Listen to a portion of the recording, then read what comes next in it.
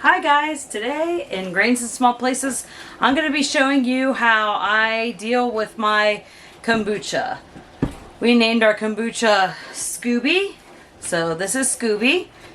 We've had him for quite a while, and what we're going to be doing today is I'm going to show you how to separate the pellicles, which is the little like gelatinous things forming. If you can see, we've got quite a bit here in our jar, and once it gets that thick it starts to get very vinegary and pretty strong if you try to brew anything in it. Some people will keep them here in a little hotel that they'll call them. I don't have space for 2-gallon jars, and so I'm going to show you how to split them, and you can either, there are tons of recipes online that you can make with them. You can share it with a friend, you can put it in your compost. There's a lot of things that you can do with it, or if you need to, you have to throw it away.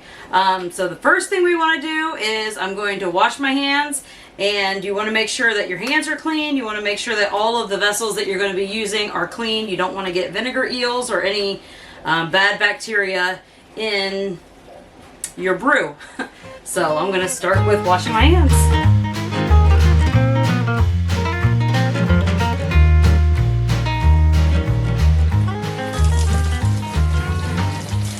When you're washing your hands, you don't really want to use antibacterial or antiviral soap.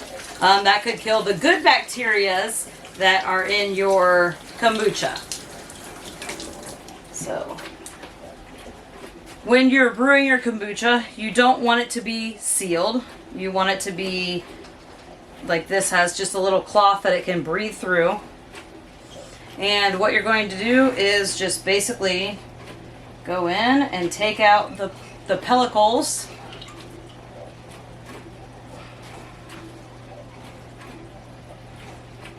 Mine are getting really thick, so there's a lot of them. Okay, so as you can see, it's pretty thick. It's been a while.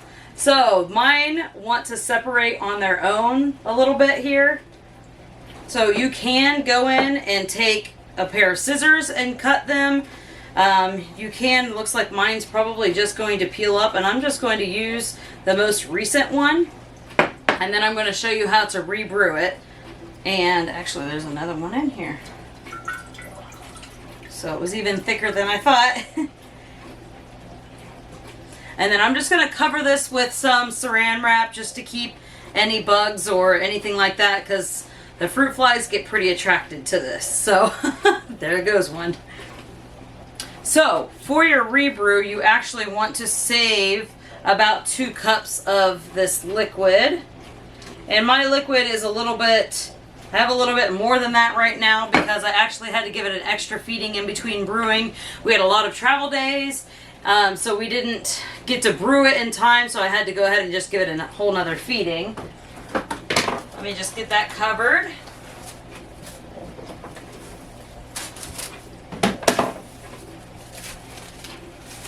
Okay. Oh, what do you guys think of my hair? My kids both cut it for me last night, so it was starting to get a little long, and they cut it down for me so it wasn't out of control.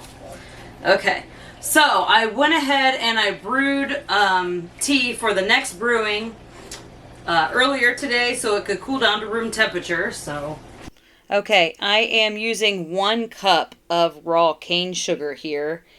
You want to make sure that you don't use a sugar substitute. You want to use actual sugar. The kombucha will actually break down the sugar as it ferments. And I'm going to use 8 black tea bags. And you also want to make sure that you use a high caffeine tea, because your kombucha actually feeds off of the caffeine and the sugar. So I'm going to be using my lovely tea maker. We love this thing and we use it daily. It makes hot and cold teas, specialty teas, and coffee. I can link it below if you're interested. I'll put it in the description. And so now I'm just going to take the leftover tea bags and put them in my mason jar so that I can seal it off so that it doesn't absorb any of the air, and they're protected well so that I know they're nice and fresh next time I go to use it. And now we are ready to brew, and we're going to just brew it normal black tea, and we're going to brew it fairly rich. And I'm doing a full carafe. So I've let my tea come down to room temperature, or maybe a little warmer than room temperature. So I'm going to go ahead and wash out this that just had my last brew in it. Just want to get any residue of anything in there rinsed out. So I'm going to go ahead and take the stuff that I brewed. This has a little temperature gauge on it for me because you want it to be room temperature. You don't want it to be too hot. You could kill your bacteria and yeast. You don't want it to be too cold either, but just about room temperature, usually under 82 degrees. So I'm just going to pour that tea in there that I brewed. Oh, actually, when I brewed this, I went ahead and put 1 cup of sugar in there. So actually I'm going to give that a stir because sometimes it just sinks to the bottom. Okay, that should be all mixed in there.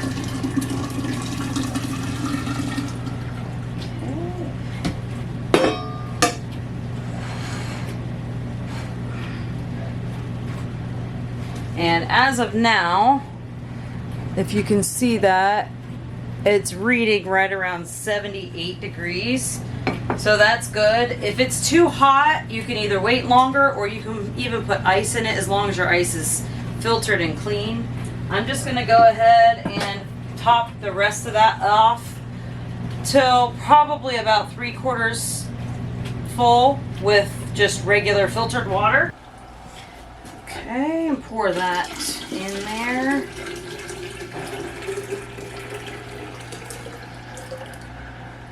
That looks pretty good. I'm just going to set this over here. So I actually bought this kit actually off of Amazon, and I will link it below for you because it came with my jar, the temperature gauge. It came with a whole starter kit with the cultured of everything, and the Scoby. So Scoby is the symbiotic culture of bacteria and yeast. So that's where that gets that name. A lot of people think that the Scoby is just the little gelatinous thing on the top, but that's technically the pellicle. The Scoby is the mother of the liquid part that has all of that bacteria and yeast in it. That is what helps to ferment your kombucha, and also what helps turn it into carbonated beverage if you prefer it like that on your second brewing, which we do have a video of flavors in a second brewing. I'll go ahead and link that for you also if you want to take a look at some of our flavors that we like to do. So I am just going to take that one top layer .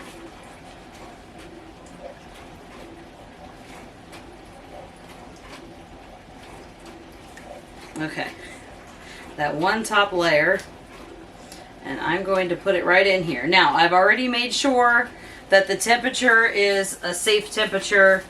If it was too hot when you put that in, it could potentially kill it. So I'm going to set the other ones aside. Oh, no, I'm not. You want to go ahead and pour about 2 cups of that Scoby liquid in. Some will say that you actually don't even need the pellicle on top, that you just need the 2 cups. I have not tried that yet, but that will be a good experiment to see. Since this video, we did try it without a pellicle, and after 2 feedings, it did, in fact, grow its own pellicle on top, and it worked perfectly fine. If I have the same success. Okay, so as this is brewing, it usually takes 5 to 9 days. I usually start smelling it trying to smell and see if I like the smell of it after about 4 days. If it's warm in my kitchen, sometimes I've had it be ready in 4 to 5 days. I've also had it take about 9 days when it's kind of chilly out. So you can also start just tasting it just a little bit to see if you like the taste of it. Some people prefer it to be sweeter. Some people prefer it to be more vinegary. After it's done brewing, you can drink it like this, or you can go in, like I said, and do the second brewing, which is where you do your flavors. It's where you'll get your carbonation buildup and all of that. Oh, couldn't find where I put that. You want to make sure you put this back on. This also came in the kit, and a little rubber band on it. So I go ahead and I write on the little, they leave you a little area here on this jar to let you know your notes. You can put the brew ID, the brew date, and the kind of tea used. So I usually will write the date on there with a Expo dry erase type marker, and then, or you can use a Sharpie. It comes off with water actually. But I'm just going to use the dry erase marker, and my brew ID I just wrote Scoby because that's his name. And then the tea used, the kit that I bought did come with starter tea, and I use that, but now I just use, actually it's some Irish breakfast tea, I think, from Trader Joe's. So we just used that. I used, like I said, 8 bags and a cup of sugar, and then 2 cups about of the liquid from the last brew, and I went ahead and put one of the pellicles in there. So there's that. As it brews, you will see this guy here. He may go up and down. Another one eventually will form on the top. This will also get lighter in color as it eats away at what's in here. But I wanted to show you how I did it. Mine was getting really hungry, and all the extra pellicles were making it even more hungry because it needed even more food, so I just had to divide that up. Now, I've had some people say that that's murdering, but we don't really go there. I just consider it more of a haircut. So I'm going to set this out of the sun.